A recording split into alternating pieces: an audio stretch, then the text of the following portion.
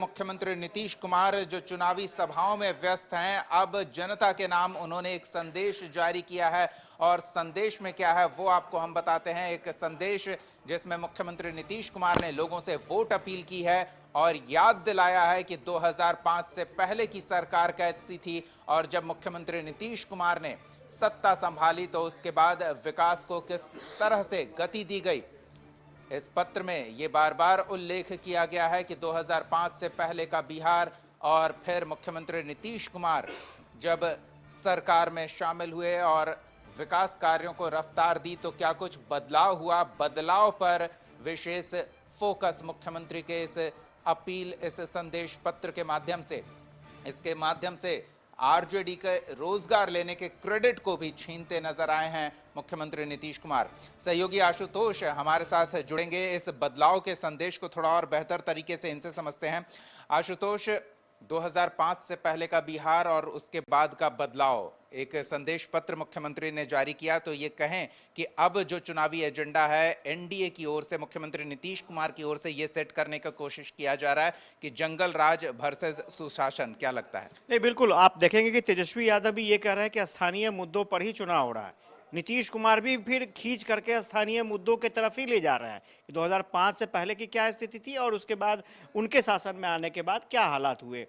ये सबसे बड़ी बात है कि जब जेडीयू के प्रवक्ता से हमने पूछा कि आखिर मकसद क्या है, नीतीश कुमार सभाओं में बोल रहे हैं लेकिन मकसद क्या है, लेटर क्यों लिख रहे हैं, तो उनका साफ तौर पर कहना था कि गांव स्तर पर वो अपना संवाद पहुंचाना चाहते हैं। हर चुनाव से पहले इस तरह से जो पार्टी के प्रमुख होते हैं वो पत्र लिखते हैं और पत्र के जरिए अपना संवाद देते हैं। स्वाभाविक तौर पर आज की तारीख में ऑडियो विजुअल माध्यम जो है, जो टेलीविज़न की बात करें, मोबाइल की बात करें, उसके ज़रिए अपना मैसेज तो जाता ही है, लेकिन फ़ोन कॉल्स भी आते हैं, मैसेज, टेक्स्ट मैसेज भी आते हैं और एक पत्र का ज़माना, चूँकि पत्र का ज़माना बहुत पहले से चला आ रहा है, तो माध्यम एक पत्र भी है और ये माना जाता है कि काफ़ी इम्पैक्टफुल माध्यम है। बुद्धिजीवियों के बीच में पत्र एक इम्पैक्टफुल माध्यम माना जाता है और यही वजह है कि नीतीश कुमार ने इस माध्यम को चुना है और इस माध्यम के ज़रिए वो उन वोटरों से अपील भी कर रहे हैं जो नए वोटर हैं, जिन्हें नहीं पता है, वो अपने गार्जियन से पूछे, माँ बाप से पूछे कि 2005 से पहले की क्या स्थिति थी।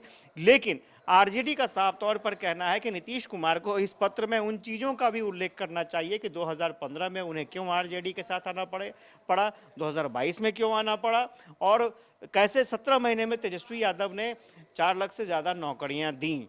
तो इन तमाम चीज़ों का उल्लेख होना चाहिए। तो स्वाभाविक है, आरोप प्रत्यारोप का दौर चलेगा, दल अलग अलग हैं, अपने अपने माध्यम है, अपना अपना जरिया है। हो सकता है आने वाले समय में लालू प्रसाद यादव का भी पत्र सामने आए। पहले भी लालू प्रसाद यादव जनता के नाम पत्र लिखते रहे हैं, जेल से भी लिखते रहे हैं।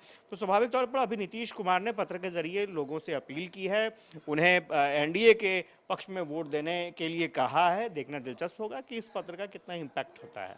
और पत्र तो ठीक है, लेकिन पत्र का मजमूम काफ़ी हमलावर दिख रहे हैं नीतीश कुमार। अमूमन वो इस तरह की बातें किया नहीं करते हैं। एक तो पुरानी बातें याद दिलाई जा रही है, जो बदलाव हुआ है उसका उल्लेख किया जा रहा है और साथ ही साथ जो रोजगार का क्रेडिट है जिसको लेकर पूरा माहौल आरजेडी की ओर से बनाया जा रहा है, वो क्रेडिट भी छीनते नजर आ रहे हैं। नहीं, इसमें कोई दो राय नहीं है और यही एक क्रेडिट विषय था, रोजगार का मसला। आपको याद होगा मंत्री विजय चौधरी ने साफ तौर पर कहा था कि काम हम लोग कर रहे थे, क्रेडिट लेने की वो कोशिश कर रहे थे और इसी को लेकर के कहीं ना कहीं दोनों के बीच में जो दरारें आई वो एक प्रमुख वजह था, शिक्षकों से नियुक्ति से जुड़ा मामला जो था। इसमें कोई दो राय नहीं है कि नीतीश कुमार के पास उपलब्धियों की बात करें तो स्वाभाविक तौर पर जो 2005 से पहले की स्थिति थी और 2005 के बाद की स्थिति थी, जेडीयू के पास वही मुद्दा है। जेडीयू हर दिन प्रेस कॉन्फ्रेंस कर रही है, उन चीज़ों को बता रही है। नीतीश कुमार ने खुद अपनी सभाओं में कहा है कि इस बार आप समझिए 2005 और 2024 यानी इतने दिनों में कई नए वोटर सामने आ गए हैं, तो उन वोटरों को बताना बेहद ज़रूरी है कि आखिर क्या हुआ था। बार बार उन चीज़ों का जिक्र करना, लोग सोचेंगे, जो युवा हैं वो भी सोचने को मजबूर करेंगे होंगे कि आखिर 2005 से पहले क्या हुआ था। अपने गार्जियन से पूछेंगे, नेट पर सर्च करेंगे। तो ये कोशिश है जेडीयू की, बार बार उन चीज़ों को कहा जाए, बताया जाए, ताकि जो नए वोटर हैं वो एक बार पीछे इतिहास को खंगाले कि क्या हुआ था और उसके बाद बिहार को कहाँ से कहाँ लाया गया। ये जेडीयू की कोशिश है। स्वाभाविक तौर पर तेजस्वी यादव अपने तरीके से पॉलिटिक्स कर रहे हैं, वो अपने 17 महीनों के काम का जिक्र कर रहे हैं। इसमें कोई दो राय नहीं है कि नीतीश कुमार उसी पैटर्न पर अपने जो 17 साल के कामकाज हैं उनका जिक्र कर रहे हैं। अब देखना दिलचस्प होगा कि जनता क्या फैसला लेती है, जनता किस चीज़ को सही मानती है। चलिए, बहुत बहुत धन्यवाद आशुतोष इस तमाम बातचीत और जानकारी के लिए। कि तो नीतीश कुमार ये कोशिश कर रहे हैं कि जो बदलाव हुआ है, क्या बदला है, वो बदलाव कितना महत्वपूर्ण है, चाहे सामाजिक रूप से, इंफ्रास्ट्रक्चर डेवलपमेंट को लेकर, या फिर जो पहले माहौल था आपराधिक गतिविधियों को लेकर किस तरह की सक्रियता थी और उसमें आज कितना बदलाव आया है। तो ये बदलाव का बार बार उल्लेख किया जा रहा है, न सिर्फ नीतीश कुमार और जेडीयू की ओर से, बल्कि बीजेपी के नेता भी जब प्रचार के लिए बिहार आ रहे हैं तो इस बदलाव का उल्लेख कर रहे हैं।